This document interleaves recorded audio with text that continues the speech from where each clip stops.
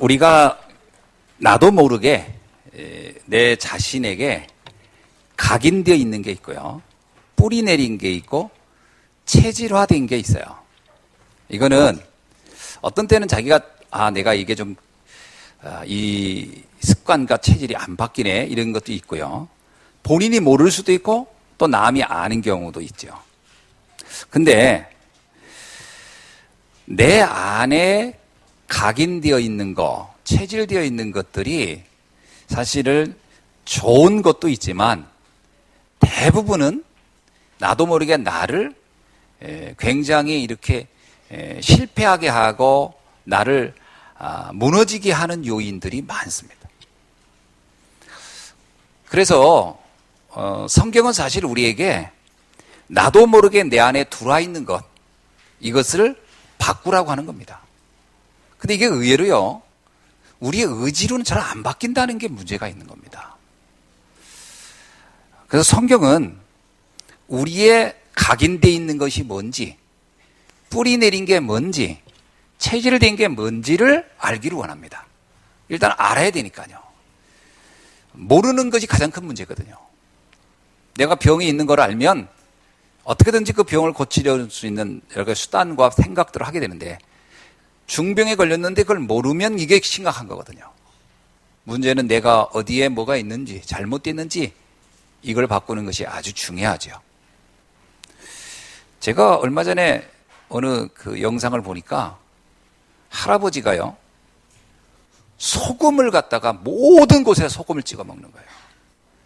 그냥 보통이 아니라 소금을 뿌려, 그냥 이렇게 막 뿌려, 막 그렇게 해서 먹더라고요. 근데 이 할아버지는 이렇게 먹어야 맛있다는 거예요. 막 삼겹살도 안 굽고 생으로 소금 막 이렇게 찍어가지고 먹는 거예요. 오래된 거예요. 이 습관이 안 바뀐다는 거예요.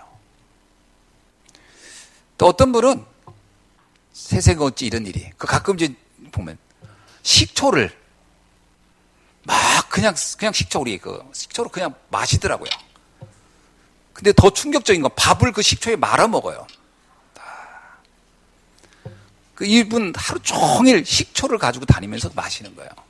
다른 건 하나 맛이 없다는 거예요.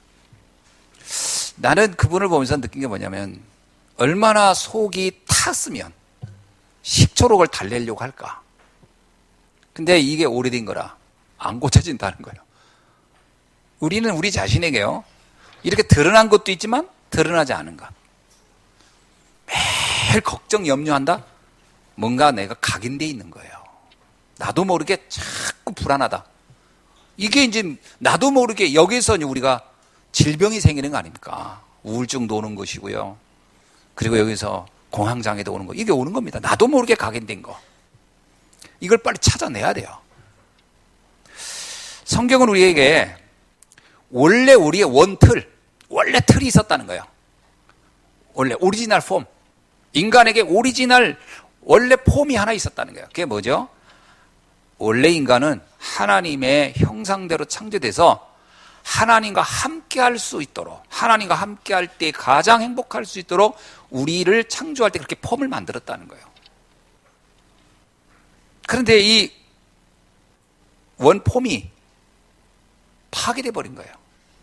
그것이 창세기 3장 사건으로 완전히 무너진 겁니다. 그것을 옛틀이라고 하는 겁니다. 이 틀은 내가 원해서 된 게 아니고요, 사단의 공격을 받으면서 그것을 인간이 선택하면서 만들어진 거예요. 이 옛틀은 뭐로 되어 있느냐? 내 힘으로 뭐든지 다 할 것 같은 거, 그리고 물질만 있으면 뭐든지 인간은 행복할 수 있을 것 같은 거, 성공하면 무조건 나는 내가 원하는 걸 다 이룰 수 있을 것 같은 착각에 빠져 있는 옛틀입니다. 근데 이게 말 그대로 이거는 유혹이지 될 수가 없는 거예요. 왜냐? 인간의 근본적 상태가 하나님과 함께 하도록 창조된 존재이기 때문에 영적인 세계를 무시하고 인간이 육신적이고 정신적인 것만 가지고는 우리가 원하는 것을 이루어질 수 없다라고 하는 겁니다. 반드시 어딘가에 문제가 터지게 되어 있는 거예요. 쉽게 말하면 거기에는 리스크가, 너무 큰 리스크가 있는 거예요. 인간이 원하는 대로 하는 것이 될 것 같지만 또 되는 것처럼 보일 수 있지만 그 반대에 많은 예상치 못한 위험 부담이 또 많은 문제가 도사리고 있다는 것을 성경은 우리에게 말하는 겁니다. 그래서 이 예틀을 빨리 벗어나야 된다는 거예요. 그래서 다시 새 틀을 가져야 된다는 거예요. 그게 뭐죠? 원틀로 돌아가는 겁니다. 하나님이 원래 우리에게 주셨던 그 상태로 빨리 회복하라는 거거든요. 그렇게 해야만이 인간은 비로소 행복한 상태, 가장 인간다운 삶을 회복하기 시작한다라는 것을 성경은 말하고 있습니다. 오늘 본문은요, 이러한 자신의 틀을 좀 바꾸고 싶었던 사람들의 이야기, 또 이것이 안 바뀐 사람의 이야기들로 되어 있습니다. 에베소서 4장 22절에서 24절에 이런 말씀이 있거든요.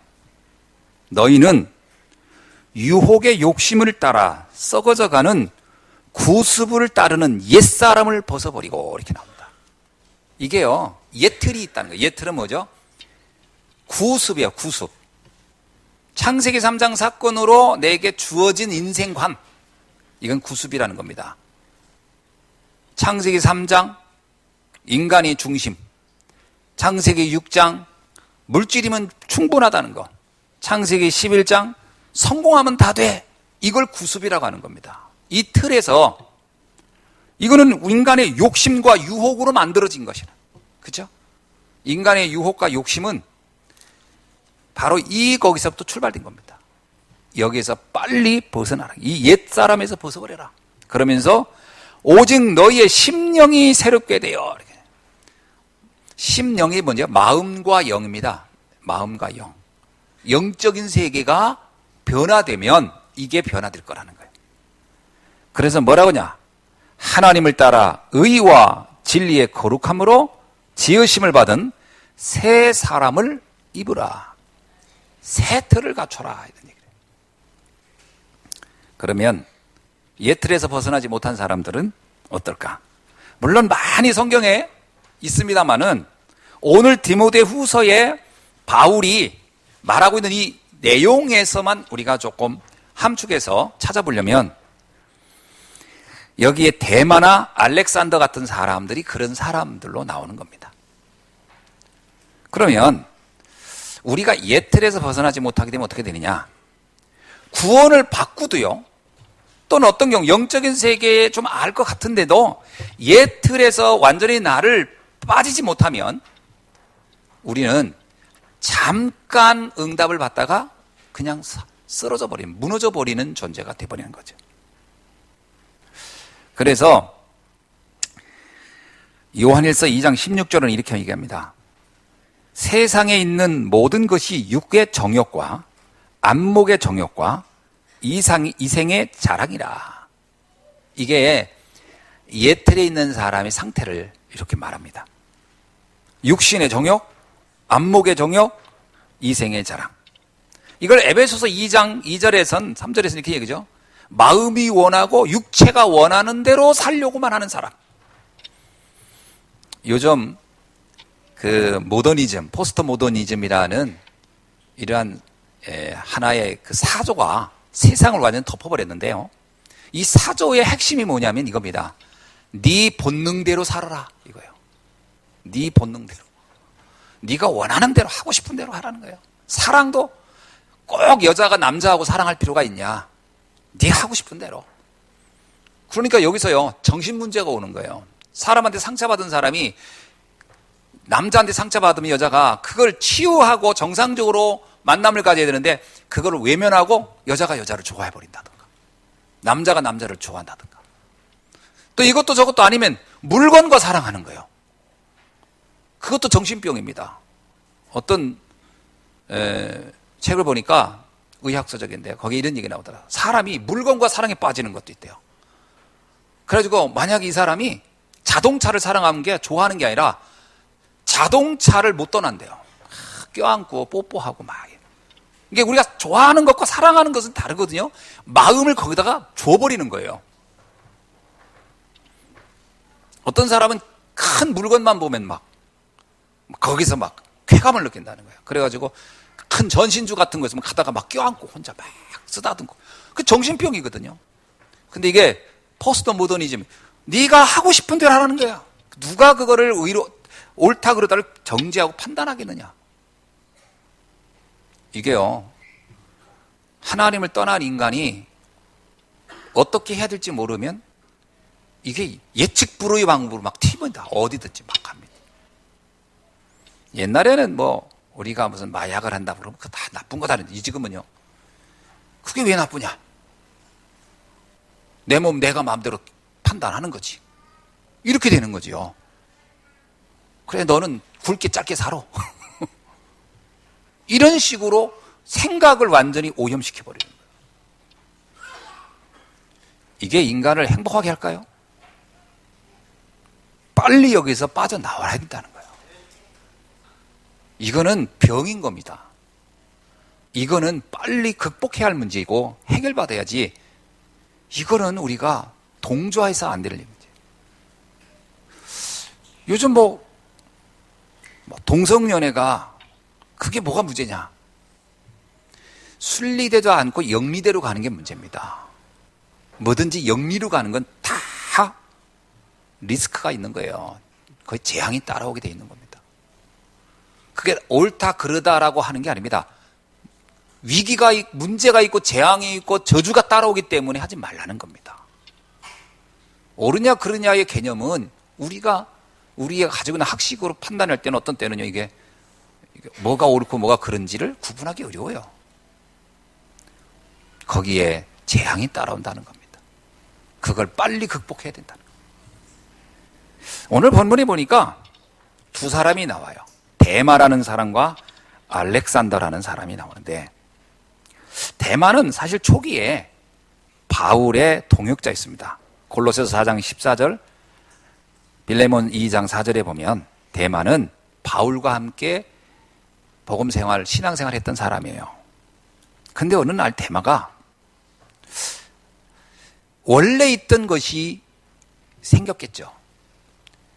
복음, 그리스도, 이게 의문이 들기 시작하고, 이게 나한테 과연 행복을 주겠어? 그래서 데마는 세상이 더 행복하다. 세상의 것을 나는 포기할 수 없어. 그래서 그는 세상으로 갔다고 나옵니다. 여기 이렇게 나오거든요. 10절에 데마는 이 세상을 사랑하여 나를 버리고 데살로니가로 갔다. 이때 당시 데살로니가가요, 최고 발전한 도시였습니다. 고린도, 데살로니가는 대표적인 유흥도시였어요. 산업도시였고 관광도시고, 그리고 사람들이 몰려드는 경제도시였어요. 이 데마가요, 데살로니가 가보니까 와, 대단하거든요. 야, 이게 내가 예수 믿는 게 그렇게 좋은 건 줄 알았더니, 야, 세상이 훨씬 좋은데? 그리고 데마는 세상으로 가버렸다는 겁니다. 오래된 틀이 바뀌지 않은 거예요. 또 하나는 알렉산더입니다. 알렉산더를 뭐라고 표현하고 나오냐면, 여기 본문에 보니까 그는 세공업자였다. 구리 세공업자다. 14절에. 구리 세공업자는 그 시대에 철을 가지고 다루는 것이 아직 발전되지 않은 시대였고 알려져 있기 때문에 청동기 문화에서 구리 뭐 이런 쪽으로 이렇게 다루기 쉬운 금속을 가지고 여러 편리한 시설, 물건들을 만드는 때예요. 그러니까 그때는 구리 세공업자가 굉장히 흔할 때입니다. 여러 가지 이걸 가지고 뭐 그릇도 만들고 여러 가지 생활용품을 만드는 사람이에요. 그러니까 이 사람은 산업인입니다. 경제인이었고. 오늘로 말하면 금속을 다루는 사람이죠. 근데 이 사람은 경제적인 부분에 분명히 이 사람은 눈이 밝았던 거죠. 이 알렉산더도요, 원래는 바울과 함께 신앙생활을 했던 사람입니다. 근데 성경이 뭐라고 얘기하냐면, 디모데전서 1장 19절로 20절에 보니까 그 알렉산더를 가리켜서 믿음에 대하여 파선한 사람이다. 파선이 뭐죠? 배가 쪼개진 걸 파선이라고 하죠. 이 사람은 그 신앙이 쪼개져 버렸다. 붕괴된 거예요. 그러면서 뭐냐면 그는 사단의 종이 되어 신성을 모독하는 자가 되었다는 거예요. 신성을 모독하는 게 뭐예요? 하나님을 대적하는 자가 된 거예요. 가끔 그런 사람이 있잖아요. 신앙생활 잘하다가 어느 날 완전히 파산해가지고 도리어 반기독교적인 행위를 막 하는 사람들이 의외로 많거든요. 그래서 불신자보다 기독교인 중에 더 교회를 비판하고 복음을 반대하는 사람들이 있습니다. 이 알렉산더가 전형적인 사람이었어요. 왜 그러냐? 이 사람도 옛틀이 바뀌지 않은 거예요.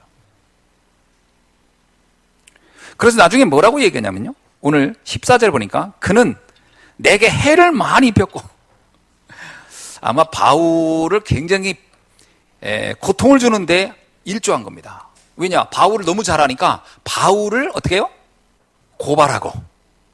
바울을 고발하고.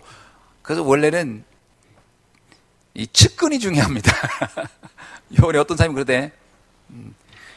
대통령은 뭐 측근이 왼수고 뭐 가족이 왼수고 뭐 그런 얘기 하던데, 이 알렉산더가요 바울을 가장 괴롭게 쫓아다니면서 나에게 해를 이렇게 바울이 이렇게 표현한 사람은 이 사람 하나거든요. 왜냐하면 쫓아다니면서 괴롭힌 거예요. 쫓아다니면서. 그러니까 바울을 고발하고 또 고발하고. 참 피곤하잖아요. 그것도 모르는 사람이면 다행인데 아는 자기하고 같이 신앙생활 하던 사람이 마음이 바뀌어가지고 상처받아가지고 뭐 상처라고 표현할 수 없습니다. 완전히 신앙에 대해서 파산했다고 하니까 믿음을 다 포기한 거예요. 왜 그랬을까? 기록에요. 바울이 기록을 할 때 예사로 안 합니다. 구리 세공업자 이렇게 쓴 건 뭐예요? 이 사람은 돈을 만졌던 사람이라는 뜻이에요. 경제에 관해서. 그러니까 세상을 돈으로 계산하는 사람. 여러분, 우리가 복음이 돈 생깁니까? 신앙생활하면 돈 생깁니까? 너무 여기에 눈이 잘못 가면요 오해합니다. 그러니까 사람들이 있잖아요. 야, 예수 믿다고 떡이 생겨, 밥이 생겨, 이런 얘기 자꾸 하죠. 여러분, 떡으로 밥으로 살 수 없는 걸 얻는 겁니다. 영원한 생명. 천하보다 귀한 생명을 얻는 거예요. 근데 이 알렉산더는 그렇게 보지 않은 거예요. 구원이 너무 하찮아 보이는 거예요. 구원 그까짓 거예요. 아니, 구원 얻는다 그게 뭐야 그게. 당장 나 먹고 사는 게 어려운데, 우리는 당장 이 돈이 필요한데. 이게 갈등하는 정도가 아니고요. 완전히 파산해버렸다. 저는 이걸 보면서 느낀 게 뭐냐면, 복음의 맛을 보지 못했구나. 복음의 맛을 못 봤구나. 복음의 가치를 깨닫지 못했구나. 그래서 오늘 우리는요, 외적으로 신앙생활을 잘하는 모습이 중요한 게 아닙니다. 내 내면에 복음의 가치를 발견하는 게 가장 중요한 거예요. 내가 볼 때 대만 알렉산더가 이렇게 파산하기 전에는 신앙생활 잘한 것처럼 보였을지도 몰라요. 그리고 동역자라고 나와요, 대마가 바울에. 그러니까 동역도 한다니까. 함께 협력도 하고. 그때는 모를 수 있어요. 믿음이 좋은지 안 좋은지. 문제는 내면의 문제입니다. 진짜 내가 구원의 가치를 아는가? 오늘 우리에게 가장 중요한 건 교회에서 뭘 봉사를 했냐, 직분이 뭐냐, 권사냐, 장로냐, 목사냐, 이게 중요한 게 아닙니다. 그죠? 아니, 목사하다가 신앙을 파산하는 사람들을 얼마나 많이 보는데요. 저도 복음 알기 전에는요, 파산할 뻔했어요. 파손. 부서질 뻔했다니까. 복음을 모르면 의지나 주변의 어떤 사람들의 시선을 보고 하는 신앙생활은 오래 못 갑니다. 그게 습관 가지고 해서 가지고는 신앙생활이 안 돼요. 결단해야 됩니다. 영적 세계의 가치를 봐야 돼요. 이게 안 되면 말씀을 들어도 말씀이요, 감동이 없어요. 왜 말씀에 감동이 없는지 아십니까? 그 가치가 안 보여서요. 돈 좋아하는 사람이요, 돈 얘기해 보세요. 자다가도 벌떡 눈을 뜹니다. 아이들도 아무 얘기 안 하다가 게임 얘기해 보세요. 그럼 갑자기 막 이럽니다. 네? 무관심, 나한테 관심이 없는 거는 무기력한 거예요. 그 얘기를 들어도 그냥 듣는 둥 마는 둥인 거예요. 그럼 뭐 나하고 아무 상관없는데, 내 인생에 아무런 도움이 안 되는 얘기를 들은들 그게 뭐 관심이 있겠어요. 그러다가 게임 얘기해 보세요. 막 그게 뭐야? 막 이러지. 당구 좋아하는 사람 누워있으면 모든 동그란 건 딱 당구공으로 보인대잖아요. 딱. 제가 이번에 목사님들하고 덕평에 훈련 받으러 갔다가 또 목사님 한 분이 그 위에 그 골프장 거기 한번 가보자더라고. 거기 가면 거기 커피숍이 좋을 것 같다고. 그래서 따라갔어요. 가서 엉겹결에 골프장 가서 커피 먹었는데 커피 아메리카노 한 잔하고 아이스크림 이게 막대기 아이스크림 하나 3명이 먹었는데 59,000원 나왔어요. 서로 뿜빠이 했어요. 한 사람이 내겠다고 했다가 그래서 내면서 벌벌벌 떨었어요. 이게 도대체 이게 이렇게 비쌀 수 있냐? 우리가 그러고 있는데 더 재미있는 건 어떤 분이 식당 저쪽에 있는데 화장실 갔다가 오더니 거울을 이렇게 보더니 혼자 이렇게 우리는 이게 비싸서 이거 어떡하냐 이러고 있는데 그분은 거울 보면서 혼자 우리는 무슨 춤추나 했더니 그게 아니라 슈잉연 이거 연습하는 거예요. 혼자 막 화장실 갔다 와서 관심이 있으니까 그분은 아이스크림 이런 게 중요한 게 아니고 지금 그게 중요한 거예요. 지금 이게 자세가 어떻게 되냐. 그래서 우리가 그랬어요. 아유, 다음에 오지 말자 이거 바가지 싸가지고 큰일 나겠다. 그랬더니 그 아줌마가 막 웃는 거예요. 우리 보고. 생긴 건 멀쩡히 생긴 사람들이 와가지고 그걸 한 사람이 탁 내야 되는데 서로 반반씩 내서 이렇게 하니까 참 우리가 얼마나 웃게. 그리고 오면서 너무 부끄러운 거예요. 이런 데 와서는 이러면 안 되는데 이러면서. 근데 거기서 중요한 건 뭐냐, 사람들이 자기가 좋아하는 거 그러면 다른 거는 보이지가 않는다는 거예요. 그것만 관심 보이는 거예요. 여러분, 복음의 가치가 느껴지지 않으면 그 말씀이 들리지가 않습니다. 다른 거가 들리지. 이게 굉장히 문제예요. 이게 우리가 교회에 와서 저 성도가 왜 저러지? 저분은 왜 저러지? 그건 뭐예요? 내가 지금 말씀에 집중되어 있지 못한 거예요. 사람들의 행위가 중요한 게 아닙니다. 그렇죠? 교회는 다 세상에서 상처받은 분들이 와서 은혜로 치유받고 있는 중에 있기 때문에 교회는요, 문제가 있는 게 정상입니다. 당연히 그게 정상이죠. 완벽했으면 지금 여기 있겠어요. 천국 가 있지 다. 우리는 천국에 가기 전까지는 계속 이루어가는 거예요. 그러나 가만히 생각하면 옛날보다 지금보다 미래가 훨씬 나아지겠죠. 이러잖아요. 그래도 그렇지 저분이 신앙생활 한 10년 했으면 왜 저러냐고. 10년 동안 했으니까 저 정도인 거예요. 안 했으면 어떻게 됐겠어요, 그 사람. 당연한 겁니다. 그 관심이 어디 있었냐? 영혼에. 구원의 가치. 하나님의 나라에 대한 비밀을 알아야 할 줄로 믿습니다. 이게 안 되면 어떻게 되냐? 갈라디아 3장 3절에 있는 그 참 충격적인 표현이에요. 성령으로 시작했다가 육체로 마치게 된다. 이게 진짜 이건 정말 충격적인 표현 아닙니까? 영적인 것으로 시작은 했는데 그 깊이를 이해 못하면 어디로 간다? 육신적인 삶으로 그냥 전락해버린다는 거예요. 불신자처럼 살다가 간다는 거예요. 우리의 예틀을 빨리 벗어야 할 줄로 믿습니다. 그렇다면 나와 우리 교회의 예틀은 뭘까요? 우리가 벗지 못한 예틀이 있다면 뭘까? 나의 예틀은 뭘까요? 한번 찾아보세요.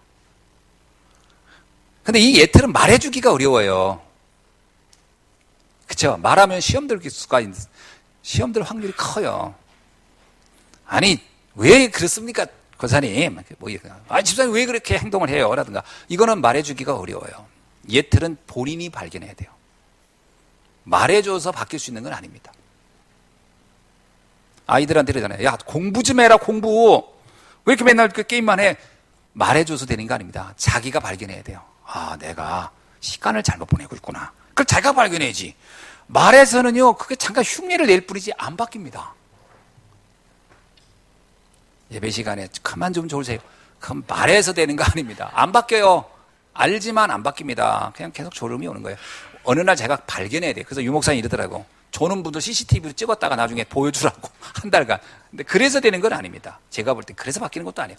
내가 내 자신에게 왜 내가 뭐가 내 안에 각인되어 있는가? 나는 무슨 생각과 중심이 있는가를 자신이 발견하는 수밖에 없어요. 우리 교회 예틀도 우리가요, 누가 말해줘서 할 수 있는 건 아닙니다. 우리가 스스로 깊이 생각하고 묵상하는 중에 발견하는 거죠. 저는 저 자신을 놓고 보면은 그동안 많은 갱신과 변화가 해온 건 맞아요. 그러나 갱신되지 못하고 변화되지 못한 것이 훨씬 많다는 것이 저는 다시 깨달아져요. 가끔 집사람하고 집에서 그런 얘기합니다. 우리가 갱신되지 않은 모습을 얘기하면서 우리 집사람이 나보고요. 당신 그거 성도님들 다 얘기한다. 나한테 하는 최고의 협박이에요. 당신 그거 성도님들한테 다 말한다. 그럼 내가 그것만은 안 돼. 그건 얘기하면 안 돼. 그러다 또 어느 날 또 우리 집사람 보고서 당신 그거 내가 권사님들한테 다 얘기한다. 이게 갱신이에요, 의외로. 근데 이렇게 말해서 잘 안 바뀌더라고요. 내가 스스로 말씀 들으면서 깊이 묵상하면서 도전해서 결단해야 돼요. 작은 결단을 시작해야 돼요. 작은 결단. 그게 한 번에는 안 바뀔 겁니다. 시작을 해야 돼요. 나에게 오래된 예틀. 그죠? 그래서 자세히 살펴랍니다. 자세히. 성경에 이런 말이에요. 자세히 살펴. 자세히 봐야 돼요. 근데 우리는 예틀이 안 바뀌는 경우에 특징이 뭐냐면 대충 하는 거예요. 대충. 뭐 이 정도면 굉장히 나한테 되게 뭐라고 할까, 자기 자신에게 지나치게 관대한 거예요. 뭐 이 정도야 뭐. 이 정도 가지고 이렇게 자기한테 너무 관대한 거예요. 아닙니다.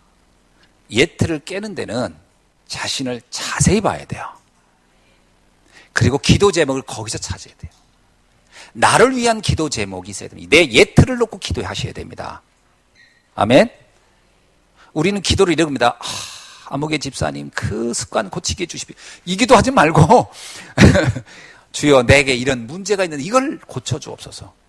나의 예틀을 놓고 기도해야지 남의 예틀을 놓고 얘기한들 그러다가 안 고쳐주면 또 시험 들어가지고 내가 기도까지 그렇게 했는데도 안 된다고 막. 그건 아니에요. 나의 예틀을 놓고 기도하라. 예. 여러분, 요셉의 형들은 의식주 문제를 놓고 살았어요. 근데 그게 예틀인데 그거를 이들이 잘 못 알아봤어요. 그래서 요셉의 형들이 변화된 모습이 안 나와요. 왜? 이 예틀이 안 바뀐 거예요. 사울왕은 지정의의 문제, 지적이고 정서적이고 의지적인 문제, 의지가 뭐니까 권력에 대한 의지, 뭐 이런 부분들이죠. 거기에 완전 매여 살던 사람이 사울왕입니다. 사실은 사울왕이 악하다 이런 의미보다는요, 악하다기보다는 영적 문제에 잡혀버리는 거예요.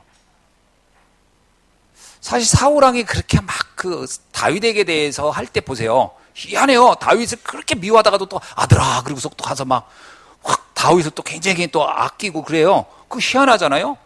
그래서 또 한 번 헷갈다 가면 또 다윗을, 그게 뭐냐면 그 사람에게 지정이에요. 지적인 거고 정서적이고 의지적인 것이 예틀로 되어 있는 거예요. 권력욕 이런 거. 다윗이 나쁜 게 아니라 다윗이 나야, 이것을 방해하는 인물로 보이는 거예요. 자꾸 예틀. 근데 이거를 사울왕이 안타깝게도 벗어나지 못했어요. 사울이 구원받았을까요? 안 받았을까요? 저는 구원은 받았을 거예요. 그러나 삶이 너무 비참하게 살다 갔어요. 예틀을 빨리 깨야 된다. 자, 이 부분에 대해서 그 예틀을 과감하게 깬 사람이 누구냐? 제가 볼 때 아브라함이에요. 아브라함은 예틀을 깨달은 거예요. 나이 먹어서. 그 예틀이 안 깼을 때 어떻게 합니까? 애굽에 가서 부인도 팔려고 하고요. 이 아브라함도 되게 독특한 그 영적 문제. 이 사람도 이 경제 문제만 보면 무너지는 사람이 아브라함이었어요. 제가 보기엔 경제 문제에 너무 약해요. 먹고 사는 문제. 그게 예틀이었어요. 구원을 받았는데 영적인 부분에 그 부분이 너무 약한 거예요. 그래서 그게 오면 아브라함은 한순간에 확 무너져 버리는 거예요. 다른 데는 의외로 강한데 이 부분은 약했거든요. 어느 날 조카 롯을 보내면서 깨닫습니다. 아브라함에 누가 와가지고 이 아브라함 선생님 왜 그런 식으로 인생을 삽니까? 이렇게 얘기해서 바뀐 게 아니에요. 아브라함 자신이 자기를 본 거예요. 나에게 문제가 있구나. 이거를 빨리 발견한 겁니다. 그리고 하나님 앞에 비로소 기도로 들어가기 시작, 굴복하기 시작해요. 하나님 앞에 자신의 문제를 놓고. 그래서 아브라함은 그때부터 하나님께 귀하게 쓰임받기 시작하는 거죠. 민수기 13장 33절에 보면요, 출애굽한 사람들이 가나안 앞두고 뭐라고 얘기하죠? 이렇게 얘기합니다. 12명이 정탐꾼 중에 10명이 갔다 와서 보고하는 얘기인데, 가나안 땅을 보고 와서 하는 얘기입니다. 우리는 내 스스로 보기에도 메뚜기 같다. 그들이 보기에도 그와 같을 것이다. 이게 예틀입니다. 노예로 살았던 날들의 그 일종의 극도의 패배감과 열등감과 자격지심이죠. 이게 꽉 차 있는 이 정탐꾼들이 12정탐꾼이 대표적으로 그 지도자들로 간 건데, 그 중에 10명은 예틀에서 잡혀서 빠져나오질 못하는 거예요. 지난날의 과거의 나의 삶을 보니까 나는 너무 초라해. 그렇죠? 애굽의 군인들한테 채찍으로 맞으며 살았던 날들이 그 흔적이 나한테 트라우마가 돼 있는 거예요. 그러니까 뭔가 이렇게 당당한 사람 보고 그러면 어마어마 커 보이는 거예요. 여러분, 아무리 가난한 사람들이 볼 때 장대한 거인처럼 거인이었겠습니까? 아닙니다. 그렇게 보였을 뿐에 자기 눈에. 대단한 사람처럼 보인 거예요. 문제는 자기를 뭐라고 봤냐? 우리는 메뚜기 같다고 본 거예요. 이게 뭐냐? 예틀을 빠져나오지 못한 전형적인 모습입니다. 근데 갈렙과 여호수아는 달라요. 똑같이 갔는데, 똑같은 현장을 같이 봤는데, 갈렙과 여호수아는 뭐라고 보고하죠? 그들은 우리의 밥이다. 예틀을 깨버린 거예요. 지난날의 트라우마, 패배감, 열등감, 자격증 완전 빠져나와 버린 거예요. 이걸 못 빠져나오거든요, 사람들이 의외로. 근데요, 이스라엘 백성들 대다수가 어디 쪽에 있었죠? 안타깝게도 이 10명의 정탐꾼과 똑같은 상태에 있었던 거예요. 그러니까 그들의 말을 들으니까 똑같이 감정이입이 되는 거예요. 맞아. 우리가 뭔데? 우린 노예였잖아. 그러면서 대성통곡을 하기 시작하는 거예요. 갈렙과 여호수아가 보니까 기가 막힌 거예요. 때가 아니구나. 벗어날 수가 없겠구나. 그래서 40년을 광야에서 방황하는 인생을 살 수밖에 없었던 거죠. 예틀을 빠져나오지 못하면 40년의 고난이 우리를 기다리고 있습니다. 4년도 아니고 40년을 시달렸으니 이게 얼마나 이게 안타까운 겁니까? 우리가 잘못하면 예틀을 못 빠져나오면 40년을 고생한다니까요. 오늘 여기 계신 우리 성도님들은 과감하게 우리의 과거를, 예틀을 깨고 나오기를 주의 이름으로 축원합니다. 그러면 새 틀을 갖춘 사람들은 누군가? 성경에는요, 예틀에 잡힌 사람도 있지만 아브라함처럼 새 틀을 갖춘 사람도 있어요. 그것에서 과감하게 나온 사람, 여호수아, 갈렙 같은 사람. 그죠? 완전히 이러한 사람, 새로운 사람이에요. 자, 이사야 43장 18절로 19절을 볼게요. 이사야 43장 18절로 19절. 너는 이전 일을 기억하지 말며 옛날 일을 생각하지 말라. 여러분, 여기서 말하는 이전 일, 옛날 일은 뭐냐면 좋았던 이걸 말하는 게 아니라 나에게 상처가 되고 뭔가 나는 정말 이거는 벗어버리고 싶고 뭔가 잊고 싶고 외면하고 싶었던 그겁니다. 이것이 나의 오늘의 나는 아니라는 거예요. 근데 여기에 잡혀있다라는 거예요. 참 묘하게요. 사람은 과거의 나에게 오늘을 내가 잡혀있다니까요. 그래서 과거의 내가 오늘의 나보다 강한 사람이 있어요. 이미 떠나간 과거인데 그 과거가, 어떤 사람은 10살 때 내가 30살에 나를 붙잡고 있는 사람이 있어요. 5살 때의 내가 50인 나를 붙잡고 있는 사람이 있어요. 이게 얼마나 웃기는 겁니까? 5살 때 받았던 그 말 한마디가 평생의 내 족쇄가 돼가지고 붙잡고 있기도 해요. 이게 40년의 광야 생활이 되는 거예요. 잘못하면요. 끝난 겁니다. 뭐라고 나오죠? 이전 일을 기억하지도 말고 옛날 일을 생각하지도 말래.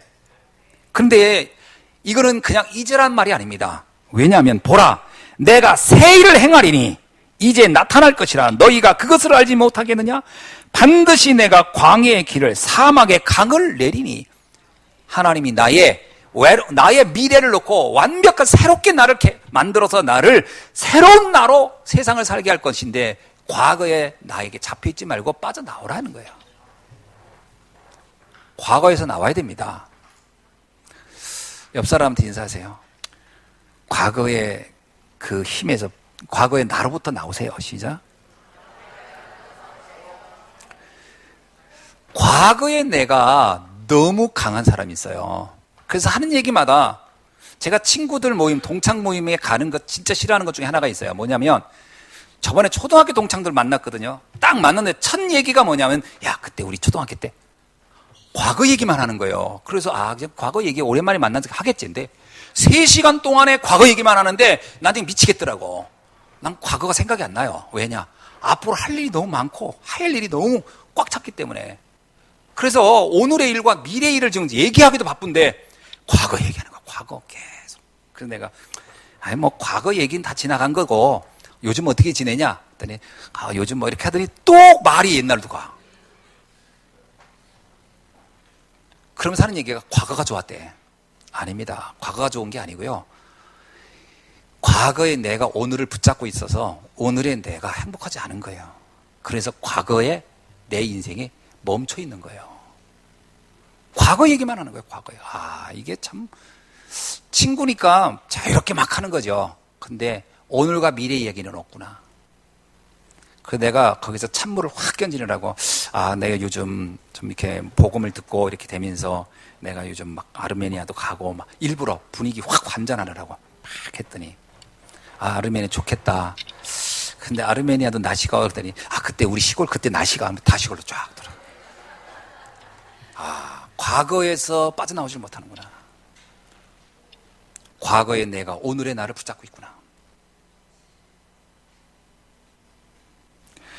고린도후서 5장 17절에 이런 말씀입니다. 누구든지 그리스도 안에 있으면 새로운 피조물이라. 이전 것은 지나갔으니 보라 새 것이 되었도다. 아멘. 너무나 명쾌하잖아요. 이전 것은 지나가고 사라졌고 더 이상 나하고 상관이 없는 것이다. 보라 지금 나는 새 것이 되었도다. 아멘. 옆 사람한테 한 번 더 하세요. 당신은 새로 태어난 겁니다. 시작. 또 한마디 하세요. 진짜입니다. 이렇게.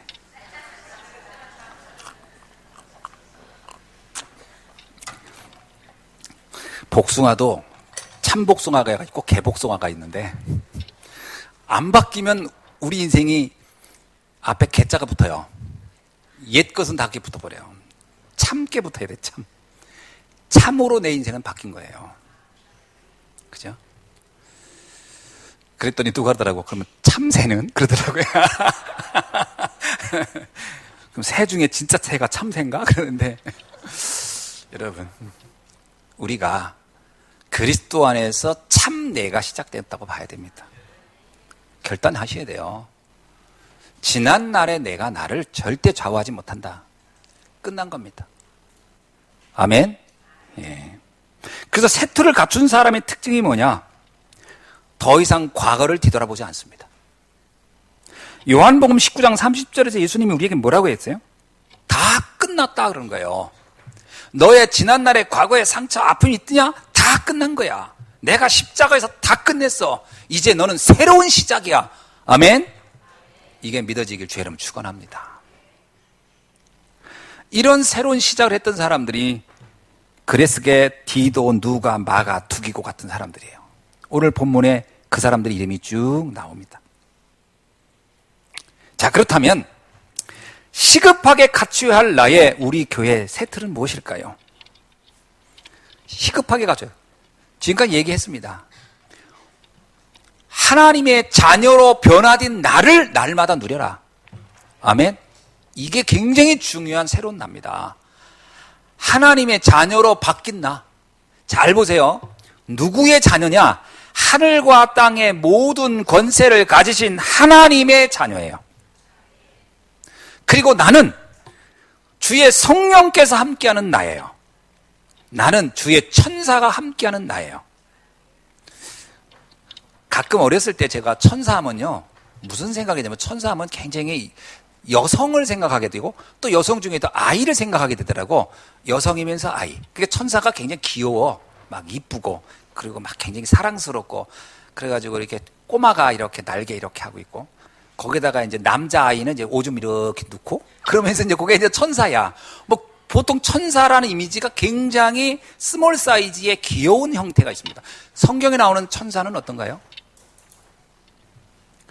천사는 그런 개념이 아니고 아주 남성적입니다.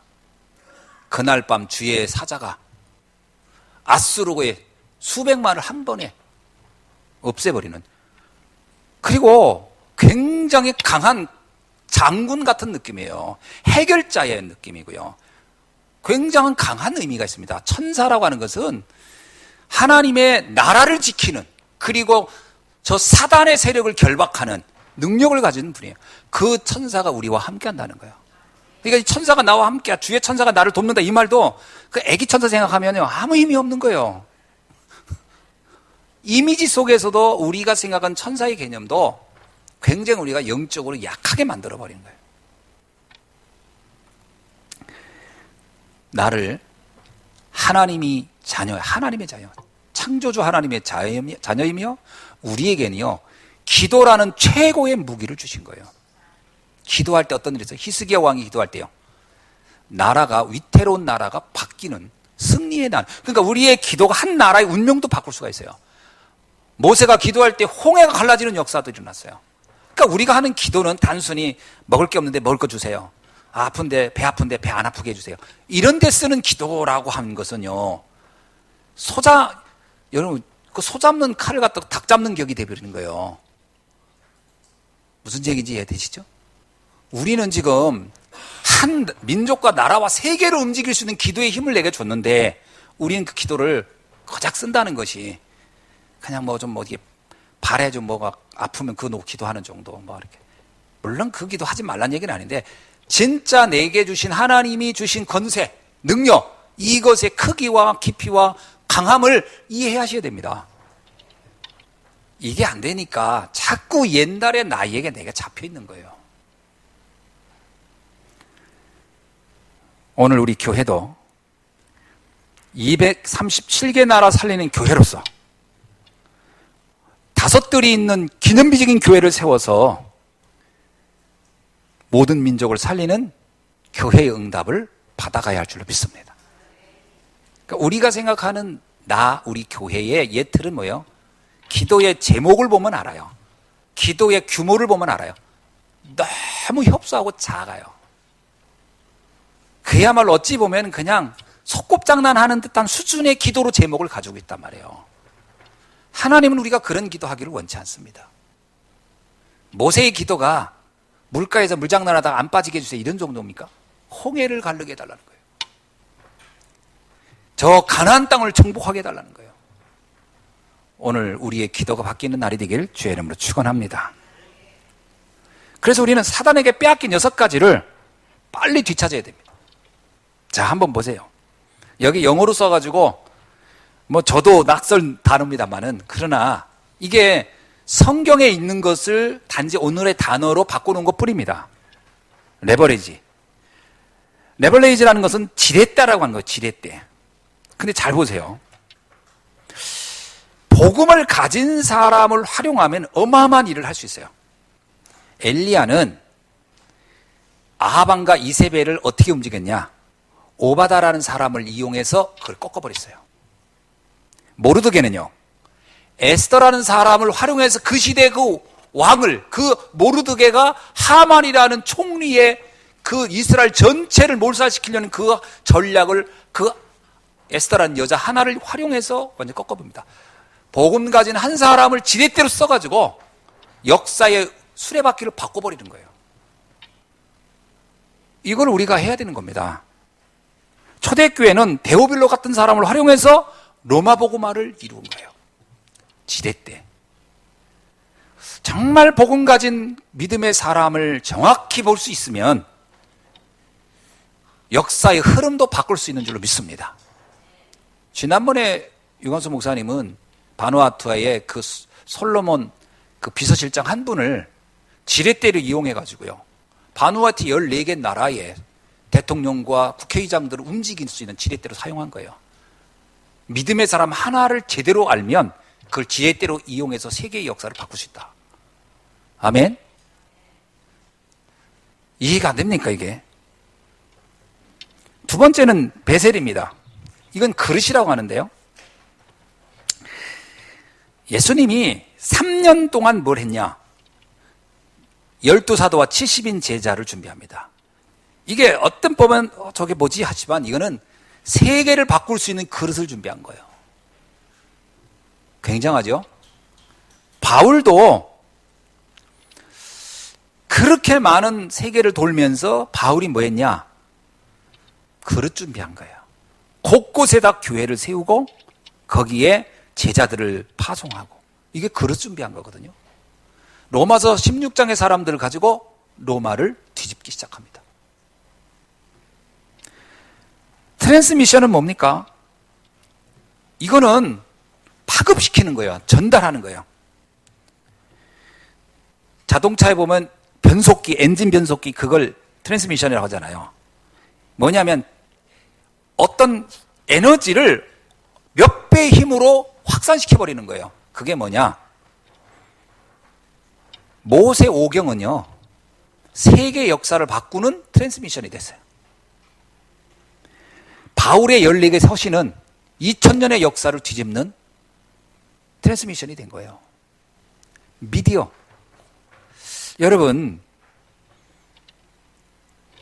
대구 초대교회가 얼마 전에 이제 우리가 여러분 아시잖아요. 그 마약 퇴치 운동을 위한 뮤지컬 팀을 만들어서 움직였는데요. 이게 지금 유엔에까지 연결이 돼서 전 세계 가장 핫한 그런 치유 뮤지컬로 지금 각광을 받고 있습니다. 그 굉장히 중요한 이 시대의 트랜스미션입니다. 복음을 전달하는 수단이죠. 때로는 이것이 방송이라든지 미디어를 활용하는 겁니다.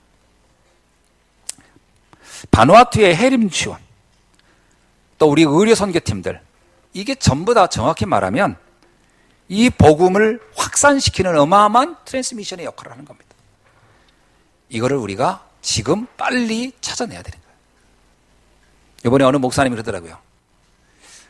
이번에 이 내용을 제가 들으면서 이전에 우리의 신앙은 아날로그적이었다면 이거는 디지털 시대를, 영적 디지털 시대를 우리에게 알려주는 그 안내서와 같은 것이다. 설명 정말 간단하게 잘한 것 같아요. 노바디가 뭐죠? 아무도 엄두를 내지 못하는 현장을 뒤집어 버리는 겁니다. 성전 미문의 안진뱅이. 많은 사람들이 늘 봤어요. 근데 아무도 엄두를 못 내. 사마리아. 늘 그 사람들이 저기를 어떡하냐. 저 감당이 안 돼. 그 사마리아를 완전 뒤집어 버렸어요. 아무도 할 수 없는. 지금 우리나라에 지금 다민족이 어마어마하게 들어오고 있습니다. 얼마 전에 그 다민족 그 수련회 갔는데 그런 얘기 하더라고요. 지금 한양대학 같은 경우도요, 학생 수가 수천 명이 부족하대요. 왜냐? 아이들이 이제 없대요. 한양대학교의 수준, 커트라인에 맞는 아이를 뽑으려고 봤더니 아이가 없는 거예요. 사람이 없는 거예요. 학생 수가. 왜냐? 인구가 확 줄어들어가지고. 그래서 그 빈 자리를 비워놓으면 학교가 운영이 안 되니까 외국에서 다민족을 받아들이기 시작하는 거예요. 막. 그래서 많은 중국인들을 받아들이고 막 그런. 이런 현장을요, 우리는 그냥 넉놓고 있을 수 있습니다. 아, 이들을 뭐 어떡하나, 우리가. 언어도 안 되는데, 말도 안 되는데. 아닙니다. 하나님께서는 우리에게 완벽한 복음이라는 이 지렛대를 통해서 그곳에 들어가서 그 현장을 바꿀 수 있도록 우리에게 이미 언약을 주시고 능력을 준 줄로 믿습니다. 노바디. 그 다민족의 현장, 티시키 현장이 그렇게 멀리 있는 게 아닙니다. 가능한 거예요. 그 다음에 플랫폼입니다. 플랫폼은 기차역, 뭐 이런 역을 얘기할 때 플랫폼이라고 그러죠. 사람들이 모이는 장소라는 겁니다. 왜 바울은 어느 도시를 가든지 회당으로 들어갔을까요? 거기엔 사람들이 모이기 때문에 그래요. 왜 강가로 갔고 산으로 갔을까요? 사람들이 모이는 곳이기 때문에 그렇습니다. 오늘 우리가 우리 교회의 플랫폼을 어떻게 만들 것인가 생각을 해봐야 됩니다. 저는 5뜰 있는 교회를 우리가 기도 속에서 준비해야 됩니다. 이게 우리의 플랫폼이에요. 정말 쉴 수 있는 곳, 그리고 정말 치유를 받을 수 있는 이것이 교회 안에 있어야 돼요. 불신자들은 또 다른 3단체는 다 하고 있는 거예요. 우리만 하는. 그래서 3단체는 뭐 합니까? 템플스테이 이런 거 다 하잖아요. 얼마 전에 선거에 어느 카페가 하나 있길래 가봤어요. 그랬더니 가끔 우리 오은자 집사님 집에서 다락방 하면서 지교회 하면서 이렇게 창가로 보니까 늦게까지 불 켜놓는 집이 하나 있길래 저기를 한번 가봐야지. 그래서 지난번에 한번 가봤는데 그냥 전혀 예상에는 그냥 옛날에는 그냥 밭이라고 생각했는데 거기를 아주 조경을 잘 해놓고 뭐 이렇게 해가지고 켜놨더라고요. 사람들이 굉장히 많이 오더라고요. 우리가 사람들이 마음 놓고 와서 쉬면서 말씀 듣고 치유받을 수 있는 플랫폼, 교회들이 만들어내야 돼요. 저기 덕평에 가면은 전에는 몰랐는데 최근에 어느 이제 목사님이 알려줘가지고 커피 마시러 가자는 거예요. 그래서 잠깐 훈련 시간마다 한 3-4시간 남을 때 있어요. 그래서 가봤어. 갔더니 산속으로 들어가는 거예요. 아니 산속에 뭐가 있는데 했더니 들어오래. 그러면 여기 뭐가 있대. 갔더니 산속에 커피숍이 있어요. 잘 줘놨더라고. 근데요, 시골 아줌마들만 있을 줄 알았더니 전국에서 다 와. 사람들이 배우죠. 한 번은 거기 보니까 어떤 탤런트도 거기 와 있어. 아, 이 시골까지도 찾아오는구나. 사람들이요, 쉴 수 있고 힐링이 될 수 있으면요, 찾아옵니다. 쉼터예요. 이게 우리 교회가 빨리 눈을 떠야 됩니다. 그 시설을 보면요, 너무 잘 해놨어요. 옛날에는 시골에서요, 제일 좋은 건물이 교회였고요. 교회 오면 제일 좋은 의자에 앉아 있었고요. 집에서는 의자가 있었습니까? 없잖아요. 옛날 시골 사람들 다 방에 누워있고 이불 깔고 그랬었지. 교회 오면 의자 있잖아요. 또 방석도 제일 좋은 거 딱 있었고 옛날에. 그러니까 교회는 뭔가 문화적으로 앞서갔어요, 늘. 그리고 교회 가면 또 처음 듣는 뭐 풍금 소리에 피아노에 막 이런 게 있으니까 막 사람들이 와, 교회 오면 뭔가 새로운 앞서가는 문화와 뭔가. 그게 교회 사람들이 오는 거예요. 근데 지금 어때요? 커피숍 갔다가 교회 가보세요. 너무 후진데. 오늘 그래서 우리들 이렇게 인테리어 해놓은 거 아닙니까? 그나마. 너무 낙후된 시대 흐름을 따라가지 않으면 안 되니까. 근데 정말 사람들의 마음을 와서 쉴 수 있는 영적인 힐링 센터가 교회 안에 있어야 됩니다. 5뜰 있어야 돼요. 여기요. 이방인의 뜰, 아이들의 뜰, 나그네의 뜰, 집중의 뜰, 체험의 뜰이 있는 교회가 이 시대 플랫폼이에요. 이 플랫폼을 만들어 놔야 돼요. 이걸 안 해놓으니까 어디로 가느냐? 다 절로 가는 거예요. 절로. 템플 스테이 하러. 6번째입니다. 아웃소싱입니다. 이거는 용역이라는 단어를 쓸 때 아웃소싱이라고 하잖아요. 위탁하는 겁니다. 다른 사람을 활용해서 쓰는 거예요. 근데 이 6가지는 다 경제 용어예요. 근데 경제 용어인데 앞서가는 사람은 이걸 다 활용하고 있어요. 그럼 우리는 용어가 경제에 있으니까 우리는 안 쓴다, 이게 아니라 성경에도 이와 동일한 방식으로 세계복음화를 바울은 했다니까요. 모든 사람을 전도의 문으로, 모든 산업의 현장을 교회의 문으로 다 썼다는 거예요. 우리도 이걸 써야 됩니다. 사도행전 9장 36절로 43절에 보니까 욥바의 다비다가 속옷과 겉옷을 만들어서 사람들에게 전도를 합니다. 그런데 그것 때문에 사람들이 몰려들어요. 그 사람들이 나가서 또 전합니다. 옷 하나 만들어준 거예요, 이렇게. 그런데 이게요, 복음을 전하는 중요한 일종의 위탁이 돼. 이 사람들이 가서 또 전하고 또 전하는 계속 확산되어 가는 전도운동의 거점이 됩니다. 요빠의 복음화는 이 다비다로부터 시작된 거예요. 이게 아웃소싱입니다. 그래서 훈련시켜서 파송하는 거예요. 불러 모아서. 그래서 대학교 앞에 학사, 미션홈, RUTC, RU 이렇게 너무 중요한 거예요. 훈련시켜서 다시 파송하고 그들이 또 훈련시켜서 또 파송하고. 제가 이번에 아르메니아를 들어가면서 이 6가지를 혼자 곰곰이 생각해 봤습니다. 그곳에 가서 어떻게 전도운동을 펼쳐갈 것인가. 이 6가지 이 원리를 좀 가서 거기에 맞게 적용을 해봐야 되겠다. 오늘 우리가 세계복음화라는 이것이, 왜냐하면 사단은 이걸 다 활용하고, 3단체는 기가 막히게 이걸 활용하고 있습니다. 지금 우리는 아무 생각이 없어요. 아까 얘기했죠. 우리의 기도의 규모와 폭을 넓혀라. 우리의 기도의 폭을 넓혀야 됩니다. 우리의 관심의 세계관을 넓혀라. 아멘. 자, 말씀을 맺습니다. 빨리 예틀을 찾아서 깨야 됩니다.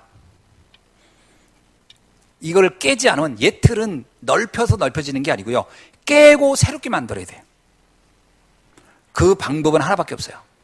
뭐냐? 말씀입니다. 히브리서 4장 12절에 나와요. 하나님의 말씀은 살아있고 운동력이 있어. 우리 속에 오래된 체질 있잖아요. 각인 뿌리 체질된 거요. 이거 예틀인데, 이게 사람들의 말을 듣는다고 바뀌지도 않고 안 바뀝니다. 세상의 말을 들으면 더 견고해져요. 나중심, 물질중심, 성공중심. 그리고 나밖에 모르고 더 견고해요. 다른 사람의 상황, 세상의 아픔의 문제, 세상의 위기 문제 안 보입니다. 세상의 메시지는 들으면 들을수록 나중심으로 가요. 이해됩니까? TV를 보세요. 뉴스를 보세요. 뭐 사람들의 무슨 강사들의 그 강의를 들어봐요. 그 내용은 점점 더 나중심으로 돌아가게 만듭니다. 나밖에 모르게. 막 나, 우리 이렇게. 말씀을 들어야 눈이 세계로 열립니다. 예틀을 깨는 방법은 말씀밖에 없어요. 말씀을 들어야 예루살렘, 유다, 사마리아 땅끝까지 너로 인하여 만민이 복을 받게, 모든 민족에 가서 이 복음을 전하라. 아멘. 이 눈이 뜨는 것은 말씀을 들을 때만 가능합니다. 제가 복음을 집중해서 듣기 전에는요, 저도 이렇게 생각했어요. 교회 안정적으로 부흥시켜가지고 먹고 사는데 어려먹게 해야지. 그러다 보니까 교회를 건축하는 것도요, 또 교회를 세우는 것도 어떻게 생각하냐면, 어느 아파트 단지로 갈까? 어느 동네로 갈까? 천안 전체는 눈에 보이지도 않아요. 성정동도 여기. 시야가 얼마나 좁으냐면요, 내 눈에 보이는 반경 500m 내 1000m 이내만 나의 관심 분야야. 그 이상은 관심이 없어요. 그게 복음 없는 사람들의 눈입니다. 복음 없으면 나, 우리 가족 그 이상은 신경이 안 써져요. 다 거기에만 집중돼 있고요. 그것만 고민하고 그것만 생각하고. 어떻게 그 사람이 세계복음이라는 단어가 가슴에 오겠습니까? 안 와요. 절대로 세계복음이라는 단어는 내 가슴에 담기지가 않습니다. 말씀을 계속 들으니까. 내가 뭐 원래부터 내가 오지랖이 넓은 사람도 아니고요, 나는 어디 다니는 것도 되게 싫어하고 이렇게 있는 거 좋아하는 내가 복음을 계속 들으니까 내 안에 관심이 바뀌는 거야. 아, 이렇게 사는 건 아니구나. 하나님이 나를 이 땅에 보낼 때 이렇게 살라고 나를 보낸 게 아니었구나. 하나님은 나에게 예루살렘, 유다, 사마리아 땅끝까지 보라고 하는 거구나. 얼마나 놀라워요. 저는 저 자신이 이렇게 변한 게 기적이에요. 요즘 저는 수시로 전화를 아르메니아하고 합니다. 옛날엔 상상도 할 수 없었던 거 아니에요, 저한테? 수시로 다른 나라, 다른 민족에 어떤 변화가 일어나고 있으며 어떤 일이 있는지 계속 관심 갖습니다. 이번에 우리나라에서 무슨 뭐 벨라루시에 또는 뭐 어느 나라에 한국 관광 문제 때문에 한국에다가 그 지사를 설립한다고 이런 얘기 신문에 나오면 난 눈이 확 뜨인 거예요. 벨라루시. 여기도 한번 가봐야 될 텐데. 야, 이것이 전도운동에 뭔가 충분히 되겠다. 옛날 같으면 베라루시가 도대체 어디 관심도 없습니다.